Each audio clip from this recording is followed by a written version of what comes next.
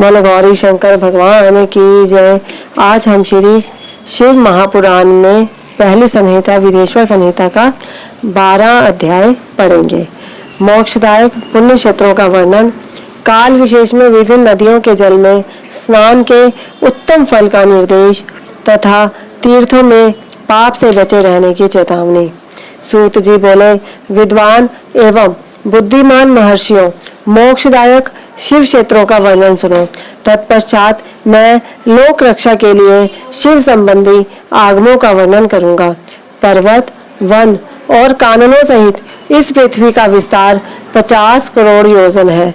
भगवान शिव की आज्ञा से पृथ्वी संपूर्ण जगत को धारण करके स्थित है। भगवान शिव ने भूतल पर विभिन्न स्थानों में वहां के निवासियों को कृपा पूर्वक मोक्ष देने के लिए शिव क्षेत्र का निर्माण किया है।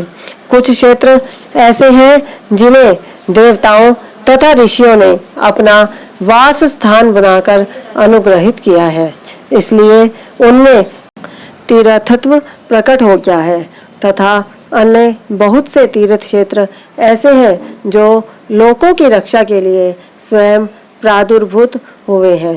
तीर्थ और क्षेत्र में जाने पर मनुष्य को सदा स्नान, दान और जप आदि करना चाहिए, अन्यथा वह रोग, दरिद्रता तथा मूर्खता आदि दोषों का भागी होता है।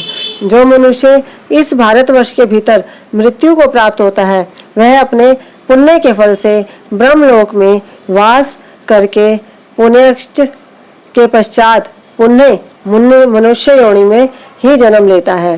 पापी मनुष्य पाप करके दुर्गति में ही पड़ता है। ब्राह्मणों, पुण्य क्षेत्र में पाप कर्म किया जाए तो वह और भी दृढ़ हो जाता है। अतः पुण्य क्षेत्र में निवास करते समय सूक्ष्म से सूक्ष्म अथवा थोड़ा सा भी पाप ना करें। सिंधु और शतद्रु सतलज नदी के तट पर बहुत से पुण्य क्षेत्र है। सरस्वती नदी परम पवित्र और 60 मुख वाली कही गई है, अर्थात उसकी 60 धाराएं हैं। विद्वान पुरुष सरस्वती के उन धाराओं के तट पर निवास करें तो वह क्रमशः ब्रह्म पद को पा लेता है। हिमालय पर्वत से निकली हुई पुण्य सलीला गंगा 100 मुख वाली नदी है। उसके तट पर काशी, प्रयाग आदि अनेक पुण्य क्षेत्र है। वहां मकर राशि के सूर्य होने पर गंगा की तटभूमि पहले से भी अधिक प्रशस्त एवं पुण्यदायक हो जाती है। सोनभद्र नद की 10 धाराएं हैं। वह बृहस्पति के मकर राशि में आने पर अत्यंत पवित्र तथा अभीष्ट फल देने वाला हो जाता है। उस समय वहां स्नान और उपवास करने से विनायक पद की प्राप्ति होती है। पुण्य सलीला महानदी नर्मदा के 24 मुख स्तोत्र हैं। उसमें स्नान तथा उसके तट पर निवास करने से मनुष्य को वैष्णव पद की प्राप्ति होती है। तमसा के 12 तथा रेवा के 10 मुख हैं। परम पुण्यमयी गोदावरी के 21 मुख बताए गए हैं। वह ब्रह्म हत्या तथा गोवध के पाप का भी नाश करने वाली एवं रुद्रलोक देने वाली है। कृष्णवेणी नदी का जल बड़ा पवित्र है। वह नदी समस्त पापों का नाश करने वाली है। उसके 18 मुख बताए गए हैं तथा वह विष्णु लोक प्रदान करने वाली है। तुंगभद्रा के 10 मुख है। वह ब्रह्मलोक देने वाली है। पुण्य सलीला सुवर्ण मुखरी के 9 मुख कहे गए हैं। ब्रह्मलोक से लौटे हुए जीव उसी के तट पर जन्म लेते हैं। सरस्वती नदी, पंपा सरोवर, कन्याकुमारी अंतरीप तथा शुभ कारक श्वेत नदी, ये सभी पुण्य क्षेत्र हैं। इनके तट पर निवास करने से इंद्रलोक की प्राप्ति होती है। सहा पर्वत से निकली हुई महानदी कावेरी परम पुण्यमयी है। उसके 27 मुख बताए गए हैं। वह संपूर्ण अभीष्ट वस्तुओं को देने वाली है। उसके तट स्वर्गलोक की प्राप्ति कराने वाले तथा ब्रह्मा और विष्णु का पद देने वाले हैं। कावेरी के जो तट शैव क्षेत्र के अंतर्गत है, वे अभीष्ट फल देने के साथ ही शिवलोक प्रदान करने वाले भी हैं। नैमिषारण्य तथा बद्री का आश्रम में सूर्य और बृहस्पति के मेष राशि में आने पर यदि स्नान करें तो उस समय वहां किए हुए स्नान पूजन आदि को ब्रह्मलोक की प्राप्ति कराने वाला जानना चाहिए। सिंह और कर्क राशि में सूर्य की संक्रांति होने पर सिंधु नदी में किया हुआ स्नान तथा केदार तीर्थ के जल का पान एवं स्नान ज्ञानदायक माना गया है। जब बृहस्पति सिंह राशि में स्थित हो उस समय सिंह की संक्रांति से युक्त भाद्रपद मास में यदि गोदावरी के जल में स्नान किया जाए तो वह शिवलोक की प्राप्ति कराने वाला होता है। ऐसा पूर्व काल में स्वयं भगवान शिव ने कहा था। जब सूर्य और बृहस्पति कन्या राशि में स्थित हो तब यमुना और सोनभद्र में स्नान करें।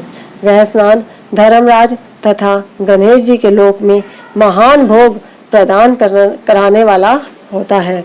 यह महर्षियों की मान्यता है। जब सूर्य और बृहस्पति तुला राशि में स्थित हो उस समय कावेरी नदी में स्नान करें। वह स्नान भगवान विष्णु के वचन की महिमा से संपूर्ण अभीष्ट वस्तुओं को देने वाला माना गया है। जब सूर्य और बृहस्पति वृश्चिक राशि पर आ जाए तब मार्गशीर्ष अगहन के महीने में नर्मदा में स्नान करने से श्री विष्णु लोक की प्राप्ति हो सकती है। सूर्य और बृहस्पति के धन राशि में स्थित होने पर सुवर्ण मुखरी नदी में किया हुआ स्नान शिवलोक प्रदान कराने वाला होता है। जैसा कि ब्रह्मा जी का वचन है, जब सूर्य और बृहस्पति मकर राशि में स्थित हो उस समय माघ मास में गंगा जी के जल में स्नान करना चाहिए। ब्रह्मा जी का कथन है कि वह स्नान शिवलोक की प्राप्ति कराने वाला होता है। शिवलोक के पश्चात ब्रह्मा और विष्णु के स्थानों में सुख भोगने पर अंत में मनुष्य को ज्ञान की प्राप्ति हो जाती है। माघ मास में तथा सूर्य के कुंभ राशि में स्थित होने पर फागुन मास में गंगा जी के तट पर किया हुआ श्राद्ध, पिंडदान अथवा तिलोदक दान पिता और नाना दोनों कुलों के पितरों की अनेक पीढ़ियों का उद्धार करने वाला माना गया है। सूर्य और बृहस्पति जब मीन राशि में स्थित हो तब कृष्णवेणी नदी में किए गए स्नान की ऋषियों ने प्रशंसा की है। उन महीनों में पूर्वोक्त तीर्थों में किया हुआ स्नान इंद्रपद की प्राप्ति कराने वाला होता है। विद्वान पुरुष गंगा अथवा कावेरी नदी का आश्रय लेकर तीर्थवास करे। ऐसा करने से तत्काल किए हुए पाप का निश्चय ही नाश हो जाता है। रुद्रलोक प्रदान करने वाले बहुत से क्षेत्र हैं, ताम्रपर्णी और वेगवती। ये दोनों नदियां ब्रह्मलोक की प्राप्ति रूप फल देने वाली हैं। इन दोनों के तट पर कितने ही स्वर्गदायक क्षेत्र हैं। इन दोनों के मध्य में बहुत से पुण्यप्रद क्षेत्र हैं। वहां निवास करने वाला विद्वान पुरुष वैसे फल का भागी होता है। सदाचार, उत्तम वृत्ति तथा सद्भावना के साथ मन में दया भाव रखते हुए विद्वान पुरुष को तीर्थ में निवास करना चाहिए, अन्यथा उसका फल नहीं मिलता। पुण्य क्षेत्र में किया हुआ थोड़ा सा पुण्य भी अनेक प्रकार से वृद्धि को प्राप्त होता है तथा वहाँ किया हुआ छोटा सा पाप भी महान हो जाता है। यदि पुण्य क्षेत्र में रहकर ही जीवन बिताने का निश्चय हो तो उस पुण्य संकल्प से उसका पहले का सारा पाप तत्काल नष्ट हो जाएगा, क्योंकि पुण्य को ऐश्वर्यदायक कहा गया है। ब्राह्मणों, तीर्थवास जनित पुण्य कायिक, वाचिक और मानसिक सारे पापों का नाश कर देता है। तीर्थ में किया हुआ मानसिक पाप वज्रलेप हो जाता है, वह कई कल्पों तक पीछा नहीं छोड़ता है। वैसा पाप केवल ध्यान से ही नष्ट होता है, अन्यथा नहीं। वाचिक पाप जप से तथा कायिक पाप शरीर को सुखाने जैसे कठोर तप से नष्ट होता है। अतः सुख चाहने वाले पुरुष को देवताओं की पूजा करते और ब्राह्मणों को दान देते हुए पाप से बचकर ही तीर्थ में निवास करना चाहिए। बोल गौरी शंकर भगवान की जय।